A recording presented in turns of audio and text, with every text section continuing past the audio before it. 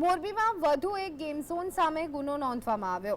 પાપાજી fun world game ઝોનના સંચાલક Pravin R હદવાણી સામે ગુનો નોંધાયો। પ્રવીણે સલામતીના કોઈ સાધનો ન રાખી અને બેદરકારી દાખવી હતી અને જેને લઈ અને કાર્યવાહી કરવામાં આવી। તો ગેમ ઝોન લાયસન્સ વગર ચલાવતા હોવાની ફરિયાદ નોંધાઈ હતી મોરબીમાં। ત્યારે તેને લઈ અને કહી શકાય કે જે મોરબી સર્કલ ઓફિસર આકાશકુમાર પાવરાએ આ સંદર્ભે ફરિયાદ નોંધાવી હતી।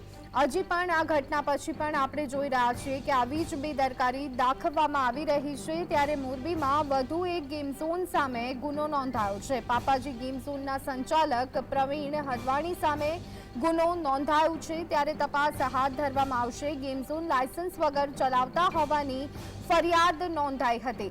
આટલી મોટી ઘટના જ્યારે રાજકોટમાં બની ગઈ છે, પરંતુ તેમ છતાં પણ હજી પણ ઘણી બધી જગ્યાએ લાયસન્સ વગરના ગેમ ઝોન ધમધમી રહ્યા છે। ત્યારે તેના માટે તંત્ર કેટલું જવાબદાર તે સવાલ હજી પણ લોકો પૂછી રહ્યા છે। તંત્રના પેટનું પાણી કેમ નથી હલી રહ્યું તે પણ એક સૌથી મોટો સવાલ છે। ઘટના બન્યાના આટલા દિવસ પછી ચેકિંગ કરવામાં આવે છે અને ત્યાર પછી આ પ્રકારના ગેમિંગ ઝોન બંધ કરવામાં આવે છે। ત્યારે શું કોઈ ઘટના બને તેની રાહ જોઈ રવાય છે।